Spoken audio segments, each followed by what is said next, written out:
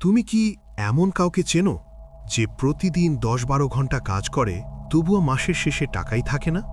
সকাল থেকে রাত, অফিস, চাপ, দৌড়। লোকটা অলস না, সে লেজি না, বরং সে এতটাই হার্ড ওয়ার্কিং যে তার নিজের জন্য সময় নেই। তবুও জীবন যেন একই জায়গায় আটকে আছে। মাসের শুরুতে একটু হোপ, মাসের শেষে আবার জিরো ব্যালেন্স। একই সাইকেল বারবার। এখন একটু চারপাশে তাকাও। অন্যদিকে তুমি দেখো কেউ হয়তো কম কাজ করেও সুযোগ খুঁজে নেয়, নতুন আইডিয়া নিয়ে কাজ করে, ছোট ছোট ইনভেস্টমেন্ট করে আর ধীরে ধীরে এগিয়ে যায়। তুমি ভাবো ওরা আলাদা, ওদের মাথা ভালো, ওদের ভাগ্য ভালো, আমারটা না। আর এখানেই আমরা সবচেয়ে বড় ভুলটা করি। আমরা ভাবি সাকসেস মানে বেশি কাজ করা, মানি মানে বেশি স্ট্রাগল করা। কিন্তু বাস্তবটা একটু আনকমফোর্টেবল, কারণ সত্যিটা হলো সবচেয়ে বেশি পরিশ্রম করা মানুষটাই সবসময় সবচেয়ে বেশি টাকা রোজগার করে না। আর সবচেয়ে বড় কথা, সবচেয়ে বেশি স্ট্রেস নেওয়া মানুষটাই সবচেয়ে কম গ্রো করে। এখন প্রশ্নটা হলো কেন? কেন একজন মানুষ এত এফর্ট দিয়েও স্টাক থাকে আর অন্য কেউ রিলেটিভলি কম এফর্ট দিয়েও গ্রো করে? এর উত্তরটা মোটিভেশনে না, এর উত্তরটা মাইন্ডসেটেও না। এর উত্তরটা বায়োলজিতে। শুনতে অদ্ভুত লাগবে, কিন্তু তোমার সমস্যাটা হার্ড ওয়ার্ক না, তোমার সমস্যাটা ডিসিপ্লিনও না, তোমার সমস্যাটা স্কিলও না। তোমার সমস্যাটা হলো তোমার ব্রেনের ভেতরে একটা কেমিক্যাল গ্লিচ, একটা ইনভিজিবল সিস্টেম যেটা কোয়াইটলি তোমার ডিসিশন, তোমার থিঙ্কিং আর তোমার ফিউচার কন্ট্রোল করছে। আর সেই গ্লিচের নাম কর্টিসল।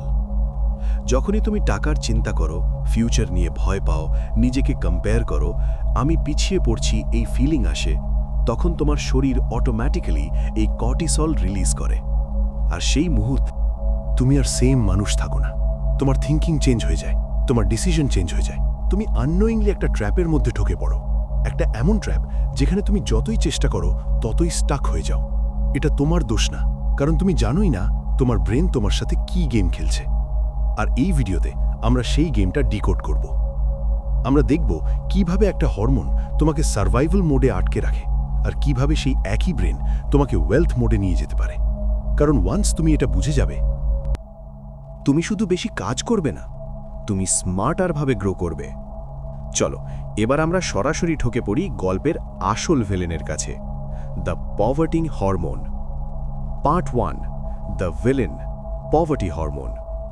এখন আমরা সরাসরি ঢুকে পড়ি গল্পের আসল ভিলেনের কাছে। তার নাম কর্টিসল। কর্টিসল হলো আমাদের শরীরের স্ট্রেস হরমোন।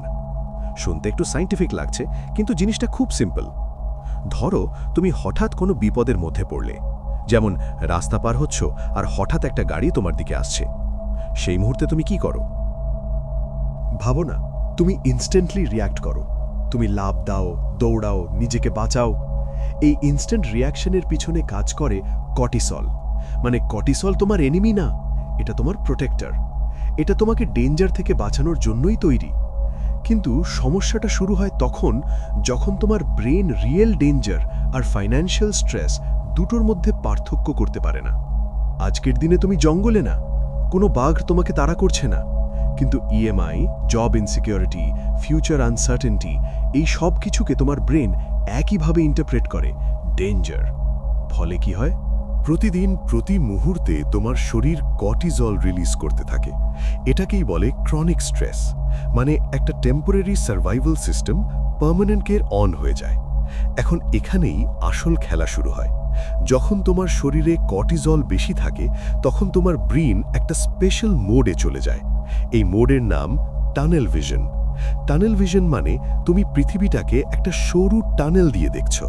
তোমার সামনে একটা বড় ল্যান্ডস্কেপ আছে, অনেক পসিবিলিটি আছে, কিন্তু তুমি শুধু একটা ছোট অংশই দেখতে পাচ্ছ। এখন এই টানেলের মধ্যে তুমি কি দেখো? আজকের খরচ, আজকের চিন্তা, এই মাসের ভাড়া কিভাবে দেব, এই বিলটা কিভাবে ক্লিয়ার করব, এই জবটা টিকবে তো। এই চিন্তাগুলো এতটাই লাউড হয়ে যায় যে অন্য সবকিছু কমপ্লিটলি মিউট হয়ে যায়। তখন তোমার ব্রেন বলে, ফিউচার নিয়ে ভাবার সময় নেই, এখন সার্ভাইভ করো। এটা কোনো মেটাফার না, এটা অ্যাকচুয়াল নিউরোলজিক্যাল রেসপন্স। তোমার ব্রেন এনার্জি সেভ করার জন্য লং টার্ম থিঙ্কিং বন্ধ করে দেয়, কারণ তার কাছে প্রায়োরিটি একটাই, ইমিডিয়েট সার্ভাইভাল। ফলাফলটা খুব ইন্টারেস্টিং আর একটু স্ক্যারিও। তুমি লং টার্ম প্ল্যান করতে পারো না। তুমি জানো স্কিল শেখা দরকার, কিন্তু এনার্জিই থাকে না। তুমি জানো ইনভেস্টমেন্ট ইম্পর্ট্যান্ট, কিন্তু রিস্ক নিতে ভয় লাগে। তুমি জানো নিউ অপরচুনিটি খুঁজতে হবে, কিন্তু তোমার মাইন্ড অলরেডি ওভারওয়েলমড। এটা ঠিক যেন তুমি একটা দরজার সামনে দাঁড়িয়ে আছো, যেটা খুললে তোমার লাইফ চেঞ্জ হতে পারে, কিন্তু তোমার চোখে সেই দরজাটাই পড়ছে না। কারণ তুমি নিচের দিকে তাকিয়ে তুমি নিচের দিকে তাকিয়ে আছো, কারণ প্রবলেম সলভ করতে ব্যস্ত। এই অবস্থায় মানুষ কি করে জানো? সে আরও বেশি কাজ করে। সে ভাবে আমি আরও হার্ডওয়ার্ক করলে হয়তো সিচুয়েশন ঠিক হবে। কিন্তু আয়রনিটা হলো, যত বেশি তুমি স্ট্রেস নিয়ে কাজ করো, তত বেশি কর্টিসল বাড়ে, আর তত বেশি তুমি টানেল ভিশনে ঢুকে পড়ো। মানে তুমি যতই বেরোতে চাও, ততই ডিপার ট্র্যাপে ঢুকে যাও। এটা একটা লুপ।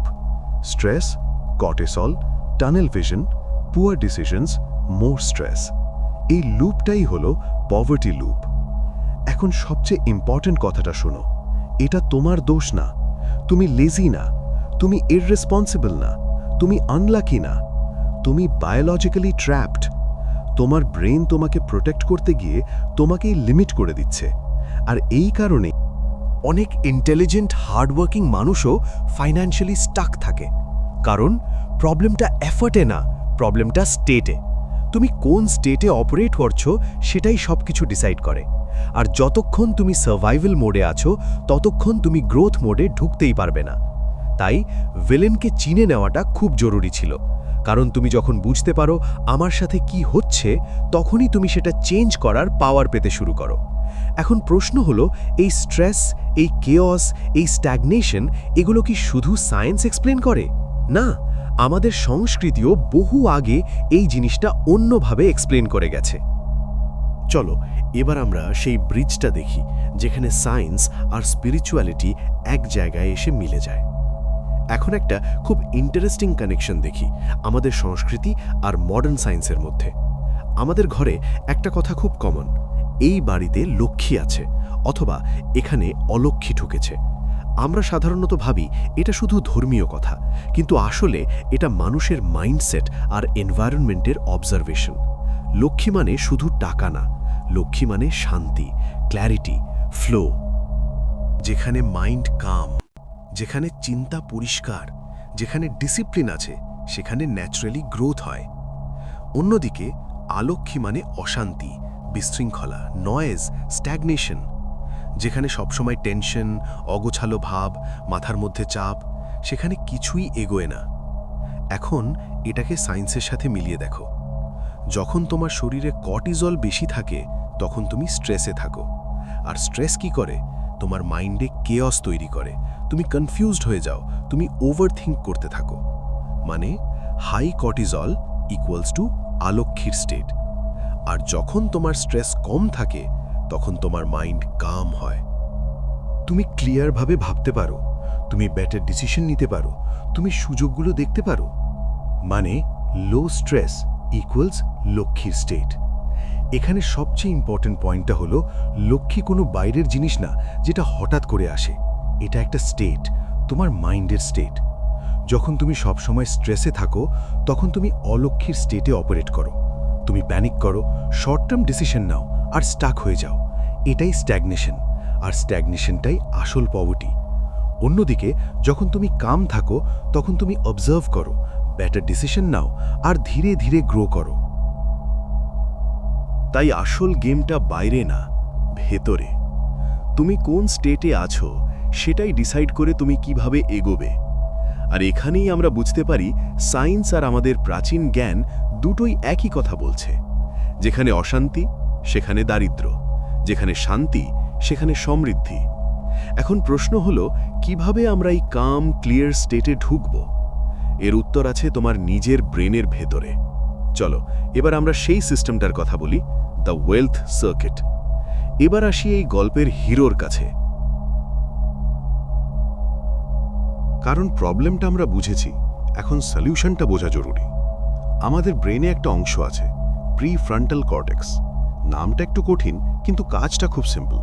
এই অংশটাই রেসপন্সিবল তুমি কিভাবে ডিসিশন নাও, কিভাবে প্ল্যান করো, কিভাবে প্রবলেম সলভ করো, আর কিভাবে নতুন আইডিয়া ভাবো। মানে এটাই তোমার থিঙ্কিং ব্রেন। আর সহজভাবে বললে এটাই তোমার ওয়েলথ সার্কিট। কারণ ওয়েলথ শুধু টাকা দিয়ে তৈরি হয় না, ওয়েলথ তৈরি হয় ডিসিশন দিয়ে। তুমি কোন স্কিল শিখবে, কোথায় সময় দেবে, কোথায় রিস্ক নেবে, এই সব ডিসিশনই তোমার ফিউচার তৈরি করে। আর এই সব ডিসিশন নেয় তোমার প্রিফ্রন্টাল কর্টেক্স। কিন্তু এখানেই একটা টুইস্ট আছে। যখন তোমার শরীরে কর্টিজল বেশি থাকে, মানে তুমি স্ট্রেসে আছো, তখন এই প্রিফ্রন্টাল কর্টেক্স ঠিকমতো কাজ করতে পারে না। মানে তোমার ব্রেনের সবচেয়ে পাওয়ারফুল অংশটাই টেম্পোরারিলি অফলাইন হয়ে যায়। ফলাফল, তুমি স্মার্ট ডিসিশন নিতে পারো না, তুমি ইম্পালসিভ হয়ে যাও, তুমি সেফ অপশনটাই বেছে নাও, তুমি রিস্ক অ্যাভয়েড করতে থাকো। এখন একটা সিম্পল এক্সাম্পল দেখি। ধরো দুইজন মানুষের, প্রথমজন কাম, সে ভাবে রিস্ক আছে, কিন্তু পোটেনশিয়ালও আছে, ছোট করে শুরু করি দেখে নি। দ্বিতীয়জন স্ট্রেসড, সে ভাবে না না, যদি লস হয়, এখন অলরেডি চাপ আছে, আমি এটা হ্যান্ডেল করতে পারবো না। দেখতে পাচ্ছ ডিফারেন্সটা? দুটো মানুষের নলেজ সেম হতে পারে, স্কিল সেম হতে পারে, ব্যাকগ্রাউন্ড সেম হতে পারে, কিন্তু ডিসিশন কমপ্লিটলি আলাদা। কেন? কারণ একজনের ব্রেন ওপেন, আরেকজনের ব্রেন ক্লোজড। একজন ক্রিয়েশন মোডে আছে, আরেকজন সার্ভাইভাল মোডে। এটাই আসল ডিফারেন্স। সাকসেস আর ফেলিয়ারের মধ্যে অনেক সময় গ্যাপটা স্কিলের না, স্টেটের। যখন তুমি সার্ভাইভাল মোডে থাকো, তখন তোমার ব্রেন শুধু সেফ থাকতে চায়।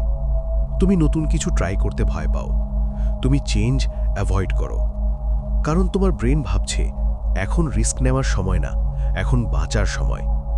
কিন্তু যখন তুমি কাম থাকো, তখন তোমার ব্রেন অন্যভাবে কাজ করে।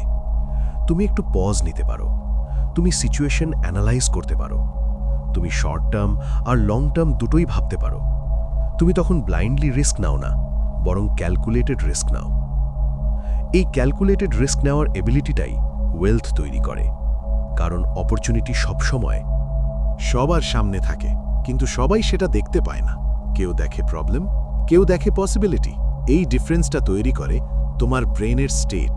যখন তোমার স্ট্রেস কমে যায়, তখন তোমার প্রিফ্রন্টাল কর্টেক্স আবার অ্যাক্টিভ হয়ে যায়। তখন তোমার থিঙ্কিং ক্লিয়ার হয়, তুমি নতুন আইডিয়া ভাবতে পারো, তুমি কানেক্ট করতে পারো, আমি এটা শিখলে ওটা করতে পারবো।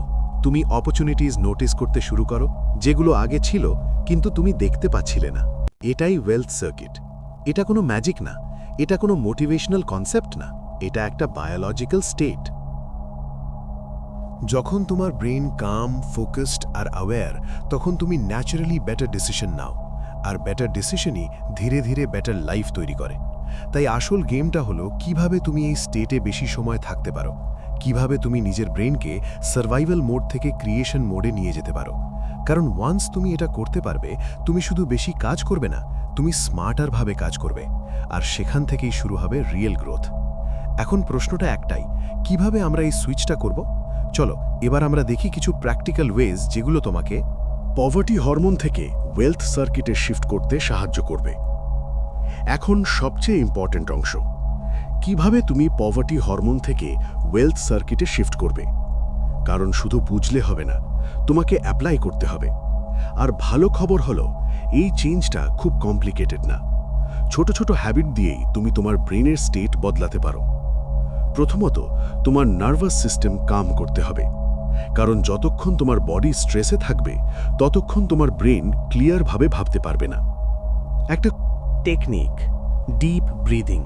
প্রতিদিন 5 মিনিট সময় নাও, ধীরে ধীরে শ্বাস নাও, একটু হোল্ড করো, তারপর ধীরে ধীরে ছাড়ো। এই সিম্পল প্র্যাকটিস তোমার বডিকে সিগন্যাল দেয় সব ঠিক আছে, ডেঞ্জার নেই। ফলে কর্টিজল কমতে শুরু করে। আর যখন কর্টিজল কমে, তখন তোমার ব্রেন আবার নর্মাল মোডে ফিরে আসে। দ্বিতীয়ত, মুভমেন্ট। এটা অনেকেই ইগনোর করে, কিন্তু এটা খুব পাওয়ারফুল। তোমার বডি আর মাইন্ড আলাদা, দুটো কানেক্টেড। তুমি যদি সারাদিন বসে থাকো, তাহলে স্ট্রেস জমতে থাকে। কিন্তু তুমি যদি হাঁটো, হালকা এক্সারসাইজ করো, যোগা করো, তাহলে তোমার বডি ন্যাচারালি স্ট্রেস রিলিজ করে। এর জন্য জিমে যেতে হবে না, প্রতিদিন 15-20 মিনিট হাঁটাও এনাফ। এটা তোমার ব্রেনকে রিসেট করে দেয়। তৃতীয়ত, মাইন্ডসেট শিফট। এটা সাটল কিন্তু গেম চেঞ্জার। আমরা অনেক সময় আননোয়িংলি নিজের মাথায় নেগেটিভ লুপ চালাই। আমার কাছে টাকা নেই, আমি পারবো না, আমার সিচুয়েশন খারাপ। এই থটগুলো তোমার ব্রেনকে আরও স্ট্রেসে নিয়ে যায়। তার বদলে একটা সিম্পল শিফট করো, প্রশ্নটা বদলে দাও। আমার কাছে কি নেই, এই প্রশ্নটা রিপ্লেস করো, আমি কি করতে পারি। এই ছোট্ট চেঞ্জ তোমার ব্রেনকে প্রবলেম মোড থেকে সলিউশন মোডে নিয়ে যায়। তুমি হঠাৎই ভাবতে শুরু করো, আমি কি শিখতে পারি, আমি কোথা থেকে শুরু করতে পারি। এইটাই ওয়েলথ সার্কিট অ্যাক্টিভেট হওয়ার শুরু। চতুর্থত, এনভায়রনমেন্ট। তোমার চারপাশ তোমার মাথার ভেতরের অবস্থা ইনফ্লুয়েন্স করে। যদি তোমার রুম অগোছালো হয়, ওয়ার্ক স্পেস মেসি হয়, তাহলে তোমার মাইন্ডও ক্লাটার্ড হয়ে যায়, তুমি ফোকাস করতে পারো না। তাই খুব সিম্পল একটা হ্যাবিট, তোমার স্পেস ক্লিন রাখো। পারফেক্ট হওয়ার দরকার নেই, কিন্তু অর্গানাইজড রাখো, কারণ বাইরের কেয়স ভেতরের কেয়স বাড়ায়, আর বাইরের ক্ল্যারিটি ভেতরের ক্ল্যারিটি তৈরি করে। শেষে একটা জিনিস মনে রাখো, এই হ্যাকসগুলো ম্যাজিক না, এগুলো ওভারনাইট তোমার লাইফ চেঞ্জ করবে না, কিন্তু যদি তুমি কনসিস্টেন্ট থাকো তাহলে ধীরে ধীরে তোমার ব্রেনের স্টেট চেঞ্জ হবে। আর একবার স্টেট চেঞ্জ হলে তোমার ডিসিশন চেঞ্জ হবে, আর ডিসিশন চেঞ্জ হলে তোমার রেজাল্ট চেঞ্জ হবেই। তাই শুরু করো ছোট থেকে, 5 মিনিট ব্রিদিং, 10 মিনিট হাঁটা, একটা পজিটিভ কোয়েশ্চেন। এই ছোট ছোট চেঞ্জই তোমাকে পভার্টি মোড থেকে ওয়েলথ মোডে নিয়ে যাবে। শেষে একটা খুব সিম্পল কথা মনে রাখো, তুমি পুয়ার না কারণ তুমি কম পরিশ্রম করো, তুমি স্টাক কারণ তোমার ব্রেইন স্ট্রেসে লক হয়ে আছে। যখন তোমার মাইন্ড সবসময় টেনশনে থাকে, তখন তুমি সুযোগ দেখতেই পারো না। কিন্তু যেদিন তুমি স্ট্রেস ম্যানেজ করতে শিখবে, সেদিন থেকেই তোমার পার্সপেক্টিভ বদলাতে শুরু করবে। তুমি সেম লাইফে থেকেও ডিফারেন্টভাবে দেখতে শুরু করবে, আর সেখান থেকেই শুরু হবে তোমার গ্রোথ। আর একটা জিনিস মনে রাখো, লক্ষ্মী বাইরে থেকে আসে না, ওটা কোনো লাক না। লক্ষ্মী হলো তোমার মাইন্ডের স্টেট।